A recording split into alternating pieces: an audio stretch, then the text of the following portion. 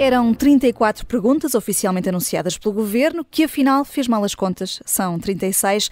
Vai dar-nos uma trabalheira, ou nem por isso, esmiuçar o questionário que promete ser um mecanismo de escrutínio das pessoas que são convidadas a ir para o Governo, e nós prometemos uma jogada da semana, no mínimo animada, na segunda parte. Como ditam as regras do jogo e com as cartas já baralhadas, sai o primeiro naipe aqui dos nossos 4 ases, e são umas espadas, para começarmos bem logo a abrir. Luísa Aguiar Conraria, para o caso da Câmara de Espinho, envolvida num alegado esquema de corrupção por licenciamentos urbanísticos. 5 detidos, um deles o presidente da Câmara, Miguel Reis, do PS, mas estas buscas envolveram também o anterior autarca do PSD, Joaquim Pinto Moreira, que parecia não querer, mas entretanto renunciou ao cargo de vice da bancada parlamentar e de presidente da Comissão Constitucional no Parlamento. Isto foi tudo anunciado por Luís Montenegro. Resumo feito, as tuas espadas agora. Pois, já fizeste o resumo. Deixa-me só aqui chamar a atenção para 2 pontos distintos. E eu quero falar de ambos. Um tem a ver com este caso de corrupção em concreto, e isso é uma coisa. Outra tem a ver também com as notícias que vieram ao lume dos contratos que a empresa de Montenegro fez por ajuste direto com a Câmara e, portanto, os assuntos são de facto separados. Quando estamos a falar do segundo caso, podemos estar a falar de promiscuidade entre público e privado, mas não estamos a falar de crimes, ok? Portanto, os assuntos têm gravidades diferentes e não se devem misturar. Mas vamos começar primeiro aqui pela questão da corrupção dos licenciamentos urbanísticos. Eu penso que isto entronca bastante numa discussão que nós já aqui temos tido, que é o saber se a corrupção é uma coisa que afeta principalmente o Partido Socialista ou se afeta... Bem, todos nós concordamos que afeta também o PSD. A questão é se o nível de gravidade com o PSD é tão grande como com o PS. E basicamente há aqui 2 teses, não é? Portanto, acho que neste momento todos concordamos que afeta mais o PS do que o PSD, mas pelo menos eu considero que isso acontece simplesmente porque o PS está há mais tempo no governo e por isso os casos mais graves, o PS está no governo basicamente desde 95 ou desde 96. E portanto os casos mais graves acabam por envolver o PS. Mas realmente fica sempre com a ideia de que, e este caso alimenta esta ideia, de que se em vez de lá estar o PS lá estivesse o PSD, seria o mesmo. Não haveria aqui nada de muito diferente. Claro, há um argumento que o João já usou, que é que no PSD nunca houve nada de parecido com o José Sócrates. Isso é verdade. É óbvio que é verdade, e felizmente. Mas a verdade é que eu não considero que o José Sócrates seja o problema. O José Sócrates, se fosse o problema, já estava resolvido. Porque o José Sócrates já está fora de cena. Não está ainda condenado, mas está fora de cena. Portanto, pondo essa questão do José Sócrates de parte, porque já está de facto fora de cena, o que eu vejo é que nós temos, se calhar, um problema de corrupção endémico ao país e que atinge os 2 partidos principais do regime, e isso é preocupante. Daí essas espadas bem afiadas. Posso falar só mais um minuto ou não? Sim. Ainda tenho tempo? Ok.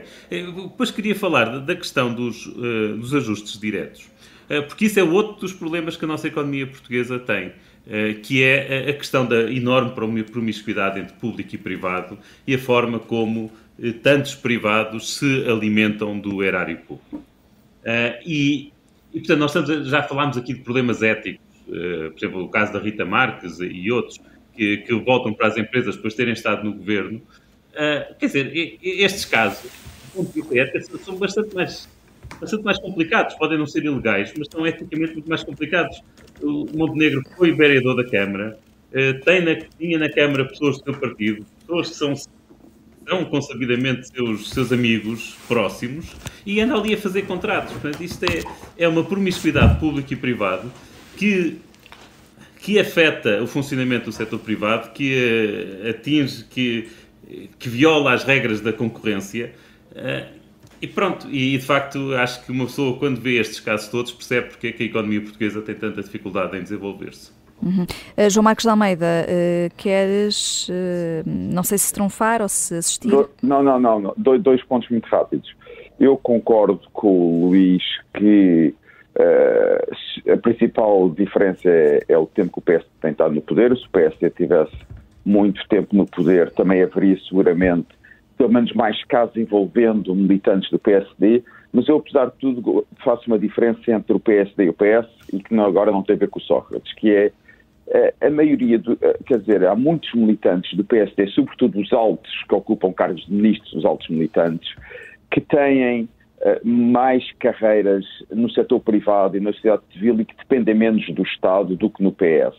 E aqui há um problema, estes problemas têm muito a ver com abusos dos recursos do Estado, portanto, uma utilização abusiva dos recursos do Estado. Portanto, quem depende mais do Estado está mais aberto a este tipo de coisas do que pessoas que têm carreiras no setor privado, na sociedade civil. Obviamente, no setor privado também se podem cometer irregularidades, mas eu gostaria de fazer aqui essa diferença entre o PS e o PSD. Segundo ponto muito rápido, para não parecer que são só os partidos de regime ou centrais PS e PSD que têm estes casos. A Susana discorda contigo, está a pedir-me para dizer, só para não queimarmos aqui tempo. Uhum. Compreendo perfeitamente que a Susana discorde comigo e não estava à espera que não discordasse. Ainda bem que discorda. Mas muito rápido. Eu acho que, tal como se aplica o caso, se o PSD tivesse mais tempo no poder, haveria mais casos envolvendo o PSD, também se aplica, se o PCP, o Bloco, o Chega e a Iniciativa Liberal tivessem também mais tempo no poder ou existisse há mais tempo, também haveria casos a envolver esses militantes. Porque eu não quero que fique aqui a imagem que são os partidos mais moderados, mais ao centro, que são a fonte de corrupção em Portugal e beneficiar os partidos extremistas, porque o PCP já teve problemas em câmaras onde esteve no poder e estou absolutamente seguro que quer o Chega, quer o Bloco de Esquerda, quer a Iniciativa Liberal, se tivessem muito tempo em câmaras, também haveria problemas semelhantes. O Bloco de Esquerda teve um problema na Câmara Municipal onde esteve, em Salvaterra de Magos. Salvaterra de Magos. Mas o que eu queria dizer das empresas, João, repara, o próprio caso do Montenegro mostra bem que tu estás ligado ao setor privado, não resolve o problema. Isto não é uma questão de privado versus público, era só o que eu queria dizer. Era nessa parte que eu discordava de ti. Luís. Deixa-me só acrescentar aqui uma coisa muito rápida. É evidente que o João tem razão quando diz que se os outros partidos extremistas estivessem no poder, que o problema existia na mesma, mas neste momento há um processo de autosseleção. Quer dizer, um puto de 17 ou 18 anos que queira ser um carreirista, usando a linguagem comum, não se vai meter, pelo menos aqui em Braga, não se vai meter na Juventude Comunista Portuguesa. Eu, quando aos 16 anos fui para a Juventude Comunista Portuguesa, ou 15 anos, fui para a Juventude Comunista Portuguesa em Coimbra, obviamente não pensava andar a receber grandes taxas, não é? Portanto, quem pensava nisso, obviamente ia ou para a JS ou para a JSD. Estas espadas do Luís Aguiar Conraria para o caso da Câmara de Espinho davam pano para mangas, deu para perceber, mas temos mais naipes para distribuir nesta primeira parte. Agora uma carta de ouros, Jorge Fernandes, para o silêncio sobre quanto é que custou a ida de altas figuras ao Qatar. É um trabalho do Observador. Sim, este trabalho do Observador é altamente pertinente e de resto entronca bem na discussão que estávamos a ter até agora, porque este tipo de questão, que é, esta semana ficámos a saber, graças ao trabalho do Observador, que o Governo simplesmente se recusa a revelar quanto foi gasto pelo Presidente da República, pelo Presidente da Assembleia da República e por vários membros do Governo que foram ao Qatar, fundamentalmente passear e ver a bola. Quer dizer, não vale a pena dourarmos a pílula. Não é só o Governo que recusa, a Presidência e o Parlamento também recusaram. Pronto, quer dizer, o Parlamento recusa na medida em que é controlado pelo PS. Certamente que se estivéssemos em face de um governo minoritário, muito provavelmente a informação sairia. Portanto, Governo e PS, neste caso, num governo maioritário, funcionam como uma unidade una, não é? Quer dizer, isto se o governo fosse minoritário, tinham ido uns deputados do PSD também à bola. E, portanto, talvez, quem sabe. Mas isto mostra bem a degradação total da vida pública em Portugal e acima de tudo, o sentimento de impunidade. Isto é que eu acho absolutamente chocante. Eu acho que há duas dimensões aqui. Em primeiro lugar, a ideia de que um governo, um parlamento, pode simplesmente recusar-se a não regular os gastos do erário público. Isto é grotesco. A única explicação que eu consigo conceber para isto é que, de facto, o gasto deve ter sido de tal maneira elevado, enfim, não sei quanto, mas de tal maneira elevado, que seria ultrajante neste momento aparecer nos jornais que se gastaram 500 mil euros, 1 milhão de euros no total para levar a gente toda ao Qatar ver a bola, em hotéis de 5 estrelas, em tudo que uma deslocação destas em bolo. Isto não é ser populista, quer dizer, se muita gente pensará que isto não tem nada a ver com populismo. Isto é a mais pura das transparências e que é absolutamente indispensável em todos os assuntos e no assunto que se presta a populismos, digamos assim, porque a esmagadora maioria dos países não enviou qualquer tipo de representante nas fases em que Portugal jogou, digamos assim. Vimos Macron na final, etc. Mas aí estamos a falar de outro tipo de cenário.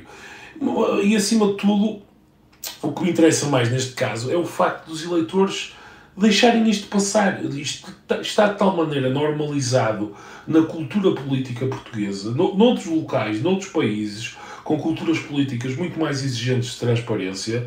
Isto seria realmente um escândalo enorme e muito provavelmente faria rolar cabeças de uma maneira que escândalos menores em Portugal fazem. E, portanto, é muito triste que isto aconteça em Portugal e, acima de tudo, que os eleitores deixem que isto aconteça. A notícia do Observador saiu, foi muito importante, mas, entretanto, o assunto já morreu, passamos para o próximo escândalo, enfim, e, portanto, a coisa continua por aqui. Portanto, eu acho mesmo lamentável que isto aconteça e que o Presidente da República embarque neste tipo de jogos de esconder o que se gasta, porque ele sabe que muito provavelmente não seria bem acolhido o dinheiro que ele gastou para ir fazer de comentador e ir às flash interviews na bola.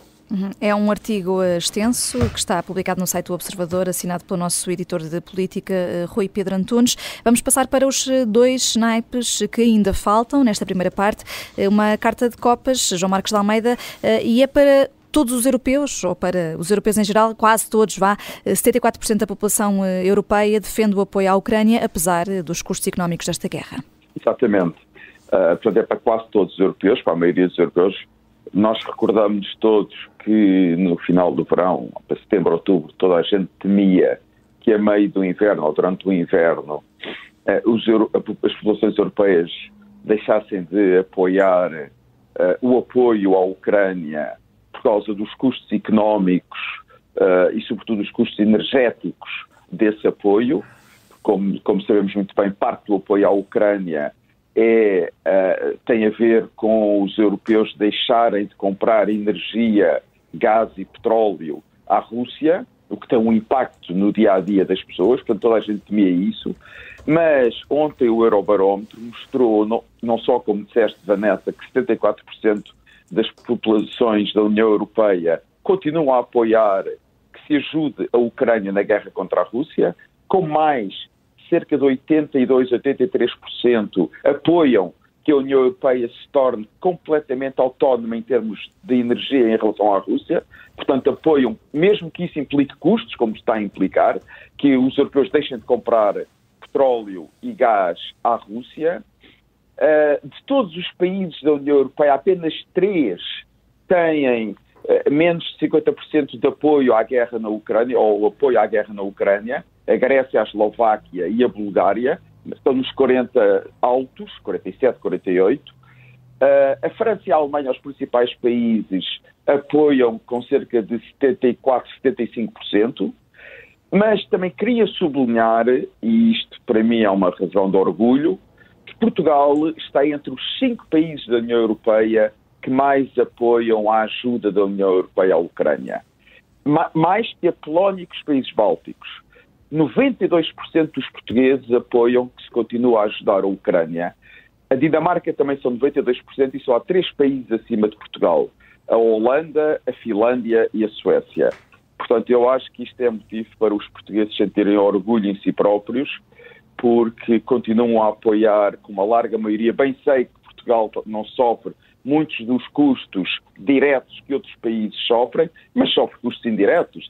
A subida de preços, a inflação tem muito a ver com a guerra. Portanto, Portugal também está a sofrer os custos desta guerra, mas mais de 90% dos portugueses continuam a apoiar a ajuda da União Europeia à Ucrânia e eu tenho muito orgulho nesse apoio maciço dos portugueses. Uma nota de esperança aqui da parte de João Marcos de Almeida. Copas a sério e aqui bastante esperançosas. Já a tua carta de paus, Susana Peralta, sendo de paus, como o nome indica, não é assim muito esperançosa para os caminhos sinuosos das bolsas no ensino superior. Sim, é uma carta de paus. Para isso saiu um artigo esta semana no P3 do Público de um jovem de 18 anos, que é o José Paulo Soares, que aliás tem um podcast que se chama A Conversar é que a gente se entende, e esse podcast já entrevistou 2 dos ases aqui do nosso baralho, portanto esta AS que vos fala e o AS Conraria. E como aqui no Fora do Baralho nós concordamos com o Zé Paulo, que é conversar que nos entendemos, talvez ele um dia destes queira convidar os 2 outros ases para o seu podcast. Bom, o Zé Paulo escreve-nos então este artigo no Público em que ele explica o seu percurso sinuoso com as bolsas do ensino superior. Eu queria chamar a atenção que nós andamos sempre tão preocupados com as propinas e depois nunca olhamos para o âmago do problema que é de facto o problema das bolsas. Portanto, o Zé Paulo é um jovem que preenche 2 critérios para receber bolsa. O critério do mérito, portanto é um jovem que conseguiu, apesar de vir de um meio humilde, ter acesso ao colégio EFANOR, que é um colégio, enfim, de grande qualidade no Porto, precisamente também por ser beneficiário de uma bolsa privada da Fundação Belmiro de Azevedo, portanto, cumpre o critério do mérito, cumpre o critério da necessidade, vamos dizer, económica, tem efetivamente essa bolsa privada, teve acesso a uma universidade, graças ao apoio privado que lhe deu acesso a esta qualidade, a este ensino de excelência e também ao seu mérito, como é óbvio, a uma universidade no Porto, e como vive, apesar de viver numa aldeia, mas enfim, é possível fazer o trajeto diário para o Porto e, portanto, não está dependente da bolsa para ter alojamento e por isso mesmo, e também graças à ajuda privada que mantém, consegue então frequentar o ensino superior, o que é ótimo para o Zé Paulo. O que é que aconteceu? Foi-lhe atribuída a bolsa do Sistema Público de Bolsas de Apoio ao Ensino Superior, de maneira provisória em setembro. E depois, até desde setembro, o Zé Paulo, entanto, começou as aulas, como é natural, e tem recebido todos os meses novos pedidos de documentação. Enfim, eu também não conheço os detalhes, os detalhes não vêm todos no artigo dele, mas, e de facto, ele ainda não sabe, ou pelo menos quando o artigo foi publicado antes desta semana, o Zé Paulo ainda não sabia se tinha a bolsa ou não. Ora, isto é extraordinário, porque quer dizer... vamos lá ver, em primeiro lugar, como eu já disse, parece evidente que o Zé Paulo tem os critérios. Mas mesmo que ele não os tenha, esta ideia de que se atribui uma bolsa provisória e depois esperam 5 meses para dizer às pessoas com o que é que contam, pessoas que, provavelmente outras, que não tivessem estas condições que às quais eu já referia do Zé Paulo, se calhar não poderiam continuar no ensino superior durante estes 5 meses e perdiam a sua vaga, perdiam oportunidades na vida. Quer dizer, que história é esta de deixar as pessoas no limbo? Quer dizer, ou realmente dão a bolsa, que era o que deviam fazer, parece-me evidente, ele e a muitos mais outros jovens como ele, ou então, não dão, mas então decidam-se, agora não podem realmente manter os jovens neste limbo. E, portanto, eu acho que isto mostra bem até que ponto é que também às vezes o nosso debate está desviado do essencial, porque nós andamos aqui a debater se devemos baixar 200 ou 300 euros na propina anual e depois obrigamos as famílias a suportar o custo do ensino superior durante 5 meses num limbo sem saberem se esse vai ser ou não vai ser o futuro dos seus jovens, sem saberem se vão ter o apoio. E isto, de facto, parece-me que é a questão essencial em termos de promover a maior inclusividade de acesso no ensino superior.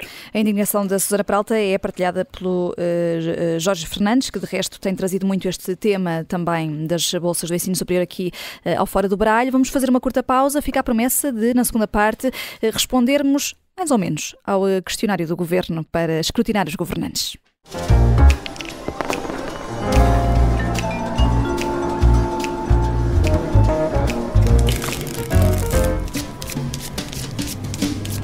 Um questionário para escrutinar, filtrar, pré-verificar, fazer o vetting aos futuros governantes. Enfim, há uma panóplia de termos, utilizem aqueles que quiserem. No fundo, é um questionário para antecipar problemas ao governo, nas palavras da ministra Vieira da Silva, que deu a cara pela ideia de António Costa. Dada a formalidade deste momento, terei de vos deixar de tratar por tu, excelentíssimos 4 ases, porque vamos a isto. São 36 perguntas. Como não temos tempo para os 4 responderem a todas as perguntas em 20 minutos de jogada da semana, fizemos aqui uma ligeira adaptação deste questionário do Governo que dá para resumir bem. Luís, primeira pergunta vai para ti. Aliás, vai para si, desculpe. Já recebeu uma indemnização para sair de uma empresa e mudar para outra do mesmo empregador? Temos um problema, cara Joca. Na verdade, eu já trabalhei para o Observador, enquanto colunista do jornal, e recebi uma indemnização de 500 mil euros, que na altura não foi pública, para sair do jornal, e agora estou a dar cartas aqui na Rádio Observador. Acho que o empregador é o mesmo. Há gente com sorte. É, pois, o mesmo empregador, portanto, Luís Aguiar Conraria não o quero no governo. O Jorge disse que era sorte, mas não é sorte nenhuma, já estarei o dinheiro todo e preciso estar aqui a trabalhar como os outros. É verdade. Vamos a outra pergunta deste questionário adaptado. Susana Peralta, para si, um centro cultural transfronteiriço é uma tasca de marisco com vista para o Rio Minho ou um pavilhão multiusos construído por um PhD? Cara Joker, eu enquanto futura erudita membro do seu governo, sempre fiquei convencida pelos argumentos que dizem que a gastronomia é cultura e, portanto, eu optaria pela tasca de marisco com vista para o Rio Minho. Pois bem, portanto, também não dá, também não a posso ter no meu governo. João Marcos de Almeida, terceira pergunta, considera que ter a conta bancária arrestada tem a mesma gravidade do que quando o multibanco engole o cartão? É muito mais grave quando o multibanco engole o cartão. Nesse caso também não posso tê-lo aqui no governo. Só falta uma pergunta aqui no nosso questionário adaptado, Jorge Fernandes. Para si é uma pergunta muito simples e muito direta. Está insolvente? Infelizmente sim, porque devido às políticas do Dr. Costa tive de emigrar e estourei o dinheiro todo na mudança e, portanto, estou insolvente. Portanto, também não pode vir para este governo, até porque não podemos pagar as viagens de Madrid para Portugal. Jorge precisa de ir para o governo. Eu estou insolvente, eu preciso rapidamente de um tacho. Precisa de ir para o governo. Dr. António Costa está a buscar o Jorge à Espanha. É verdade. Portanto, questionário respondido, o nosso questionário aqui do mecanismo de escrutínio fora do baralho. Vamos à substância, à solução repentina. Mas desculpa, porque eu na verdade tenho aqui uma ideia. Desculpe, Joker. Eu sugiro, porque 36 perguntas pode ser complicado e também a pessoa, temos muitos problemas para resolver no país e assim íamos mais depressa. E então eu sugiro que nós substituamos por uma única pergunta, que é a seguinte: tem cenas que possam ser consideradas manhosas aqui para o tacho? Sim ou não? Fica esta sugestão da Susana Peralta, não era preciso se calhar haver quase 40 perguntas no questionário do governo. Faço mais tarde. Eu acho que falta lá uma pergunta. Então vai pensando nisso e podemos eventualmente fechar o programa com o teu questionário. Este aqui que fizemos, de 4 perguntas, mais esta da Susana Peralta, está respondido. Vamos olhar para a substância e para esta solução repentina de António Costa para resolver os casos e casinhos que começou por desvalorizar, mas que afinal precisavam de um mecanismo com 36 perguntas. Olhando para muitas delas, Susana Peralta, onde é que já vimos isto? Fazem-te lembrar assim uma certa declaração? Pois isto a mim faz-me lembrar a declaração de interesses dos políticos e de quem exerce cargos públicos. Quer dizer, não das 36 perguntas do Governo, nem todas estão na declaração de interesses, mas tudo o que tem a ver com ligações a empresas, com se os familiares têm empresas, se as pessoas são sócias de empresas, que isso está tudo lá e, portanto, o que, enfim, ainda nos faz questionar mais, não é, a utilidade ou a pertinência deste questionário, porque eu não percebo, sinceramente, não me parece que o problema até agora que o Governo tem tido com estes vários casos de situações mais ou menos ilegais, mais ou menos éticas, consoante cada uma delas, seja um problema de falta de informação. Eu acho que é sobretudo um problema de como é que essa informação é interpretada. E, portanto, devia ter aqui um instrumento que vai recolher informação que nem sequer é nova, porque, como eu digo, uma parte das perguntas está já na declaração de interesses, que é obrigatória para qualquer pessoa que exerça um cargo público ou político. Leva-me a crer que isto é, se calhar, só para nós acharmos que está a ser feita alguma coisa, mas que, na verdade, não vai dar em nada. Mas esta aqui tem muitas perguntas até dirigidas, portanto, a avisar os familiares destas pessoas que estão a ser propostas a cargos, não é? Mas quer dizer, mas os familiares já estão em algumas, já existem regras. Por exemplo, quando foi caso... Desculpa. Não, quer dizer, quando há perguntas sobre os familiares, aí ficamos a saber que estão a gozar connosco, não é? Um governo que já teve pai e filha, marido e mulher, e agora tem irmão e irmã no Conselho de Ministros, incluírem essa pergunta e divulgarem essa pergunta é gozar connosco, não é mais nada, quer dizer, tenham dó. Sim, além de que há regras já, por exemplo...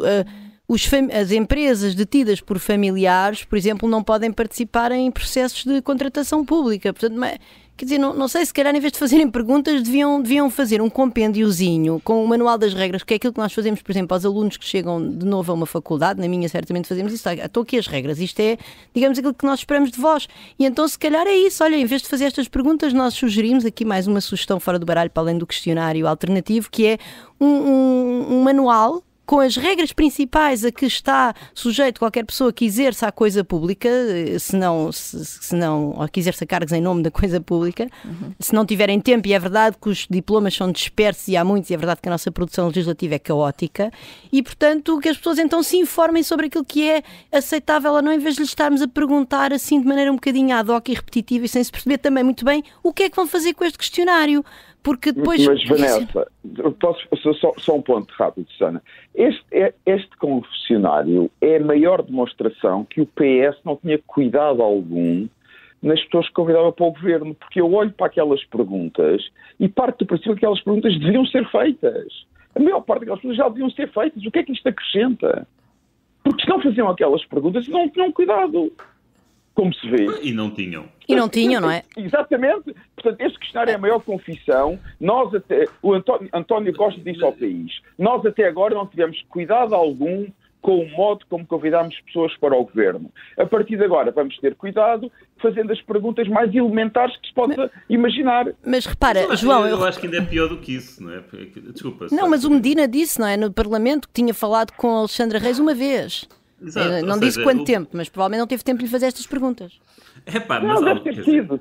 Quando estão a lavar os dentes, não é? A mulher do Medina disse, Fernando, estás com problemas, não arranjas uma secretária de Estado. Olha que eu conheço essa Alexandra Reis, que é ótima, ela é ótima, convida. Olha, ainda bem, já me resolveste o problema.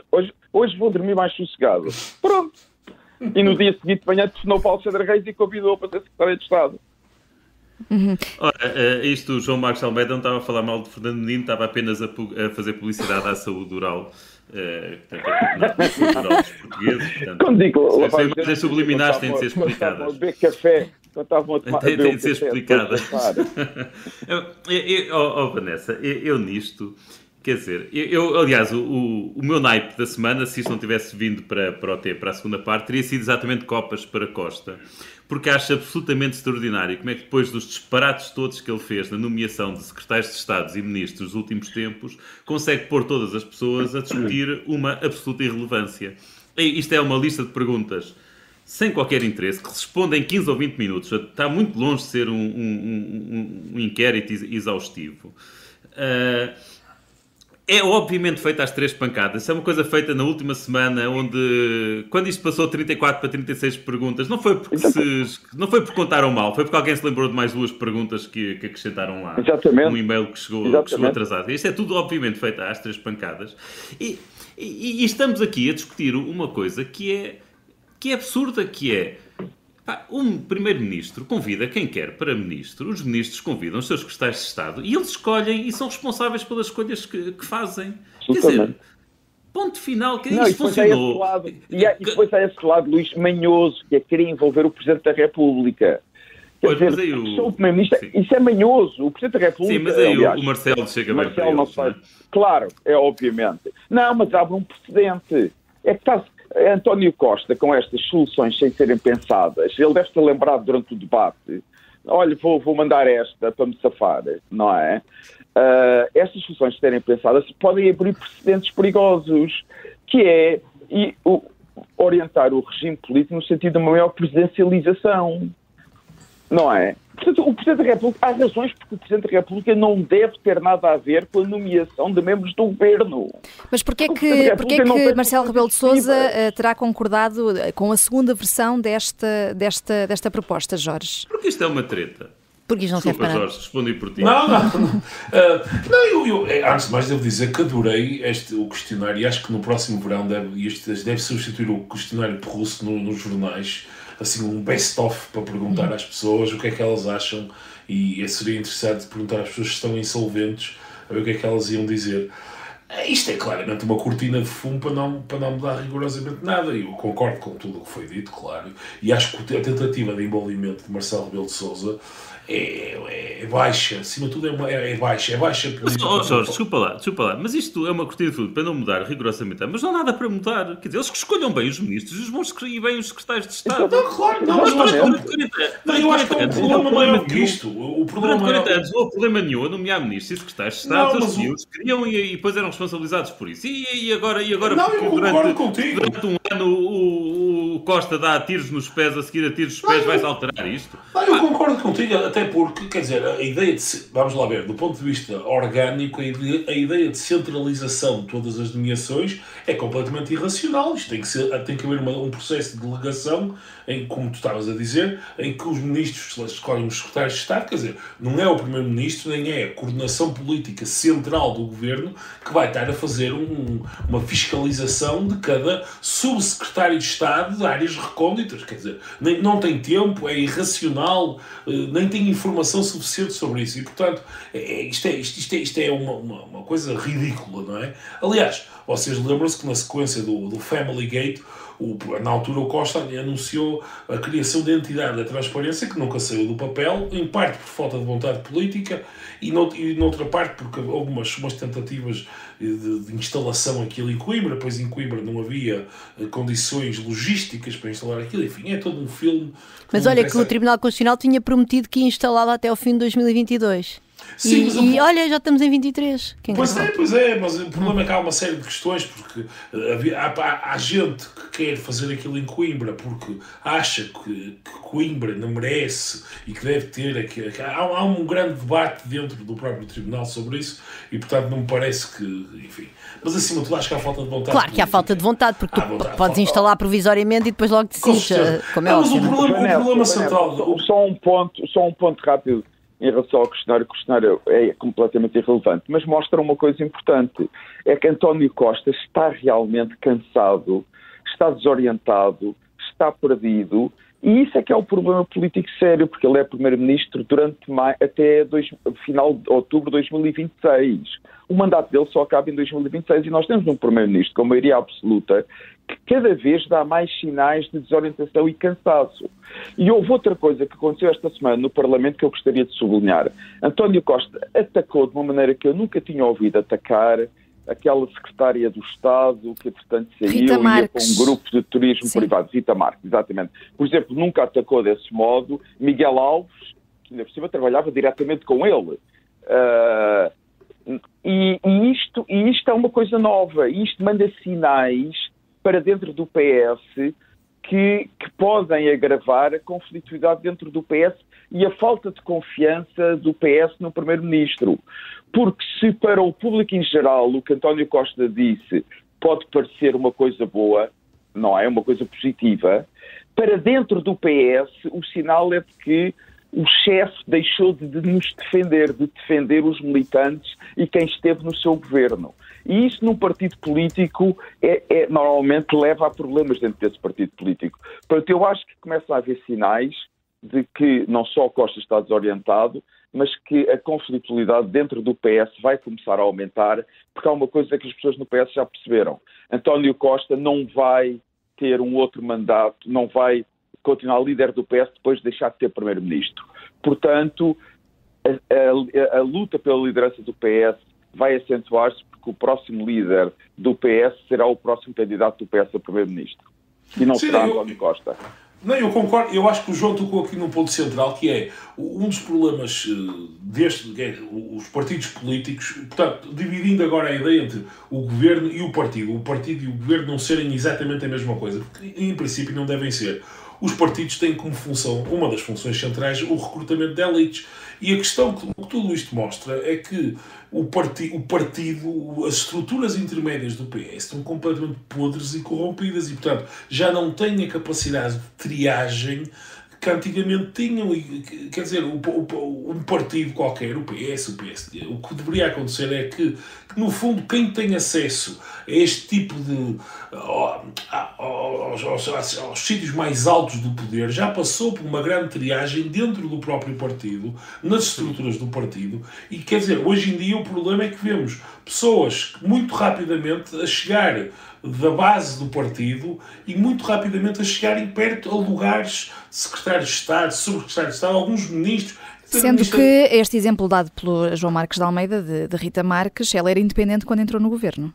Sim, quer dizer, mas basta pensar, a nova Ministra da Habitação tem 34 anos, eu acho que os jovens devem estar representados não só no Parlamento como no Governo. Agora, é notório que ela não tem experiência política nem de outra natureza, e isto é apenas um exemplo. Portanto, não, há aqui um problema... A única experiência que ela tem é política. Exato, mas quer dizer, mas poderia... A política tem. Desde que acabou o curso, aliás, se calhar já durante o curso, que se dedicava à política. Pronto, mas quer dizer, aquilo que eu quero dizer... E a crítica é o contrário. Não, mas quer dizer, o ponto central que eu quero fazer é que o partido em si mesmo está de tal forma corrompido, por um lado, e habituado a estar no poder. Isto, no fundo, entronca tudo com a discussão que tivemos também na primeira parte. O partido está de tal forma habituado a estar no poder que os vários mecanismos que ao longo do tempo deveriam existir na feitura das carreiras e que deveriam também servir como fiscalização, no fundo, para quem serve, para quem é competente, para quem tem esqueletos no armário ou não, e portanto o partido deveria fazer isso, e portanto e não faz, e não tem essa capacidade. E, portanto, e depois torna os potenciais candidatos a este tipo de posições no governo impossível. Quer dizer, António Costa, por um lado, é vítima de si próprio e vítima do próprio PS que ele construiu e alimentou, digamos assim. Ele é vítima porque alimentou um partido com vícios e, portanto, e agora as pessoas que estão nesse mesmo partido e que estão à disposição dele estão cheias de vícios. E depois isto prejudica a ele próprio e ao governo que ele montou. E depois ele cria estes mecanismos para tentar emendar a mão. Posso só dizer mais uma coisa, voltando se calhar um bocadinho atrás, na questão do famoso questionário, não é? Quer dizer, há um problema de produção de informação, ou digamos, de ir à procura dessa informação e, enfim, já isso não era o problema não era porque há declaração de interesses políticos, e o problema não era porque nós sabemos, por exemplo, Miguel Alves, o Primeiro-Ministro sabia e sabia bem, a Secretária de Estado da Agricultura, o Primeiro-Ministro também sabia, e aliás, segundo consta, embora isso agora não se percebeu ainda muito bem quem é que está a dizer a verdade, mas a senhora teria avisado a Ministra da Agricultura, e a Ministra da Agricultura terá feito uma interpretação dos factos uma avaliação dos factos que levaram-na na mesma a nomear a Secretária de Estado, embora isso não esteja ainda esclarecido. Mas o que eu quero dizer é o seguinte... Discordo, eu considero esclarecido. O que a Ministra desmentiu foi uma coisa diferente daquilo que era a acusação. Ok, diz. Não, mas é que eu não sei. O que a Ministra diz, não me foi comunicado que a senhora estava envolvida em processos judiciais. Mas nunca ninguém disse isso. O que as pessoas disseram foi que o que foi dito foi que ela comunicou à Ministra que as contas estavam arrestadas. Mas a Ministra depois veio dizer que também não tinha conhecimento disso, das contas. A Ministra depois veio dizer. Sim, mas pronto. Mas o que eu quero... Então peço desculpa, só li o comunicado oficial. Mas o que eu quero dizer é isso, é que por um lado vamos ter acesso à informação e aparentemente esse não era o problema do Governo, ou pelo menos não era o problema do Governo nos casos, vamos dizer, mais espalhafatosos.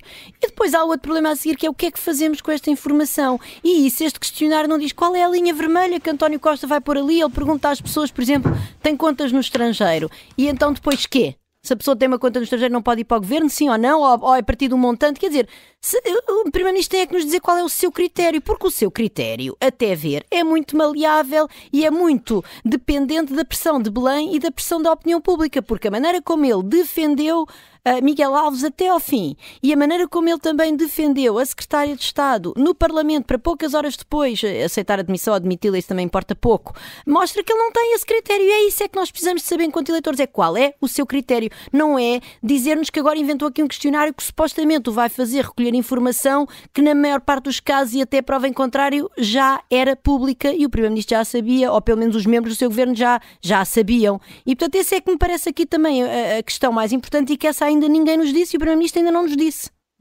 Só uma última questão, e temos mesmo que terminar, é que esse documento, o questionário à partida, será secreto, mas o Presidente da República pode ter conhecimento se o próprio Marcelo Rebelo de Sousa pedir. Isto aqui faz com que ele seja corresponsabilidade ou corresponsabilize também, Jorge? Eu acho que Marcelo Rebelo de Sousa não deveria ter acesso a essa informação, porque desde a revisão constitucional de 82, o Presidente da República não tem qualquer tipo de poder de fiscalização política sobre o governo, até porque aí abrir-se o cenário que o próprio António Costa falou, que é, imaginemos que alguém passa no crivo do dito teste, enfim, e que Marcelo Rebelo de Sousa também dá o seu ok. E 6 meses mais tarde descobre-se que, enfim, alguma coisa está a acontecer com aquela pessoa e que de facto... Alguma coisa manhosa, sim. Alguma coisa manhosa, digamos assim. Em que posição é que fica Marcelo Rebelo de Sousa? Altamente complicada, na minha opinião. Portanto, ele devia ser o primeiro a não querer estar envolvido nesse tipo de... Quer dizer, neste tipo de problema. Quer dizer, isto é um problema pura e simplesmente do governo e, assim, para além de tudo, quer dizer... A ver, vamos, como é que corre a execução deste questionário, deste mecanismo de escrutínio dos governantes. Como aqui, Jorge, somos fora do baralho e temos mesmo de terminar. Concluímos facilmente pela falta de perfil dos nossos 4 ases para irem para o governo. Fora do baralho, continuaremos na próxima semana, até sexta, ao meio-dia.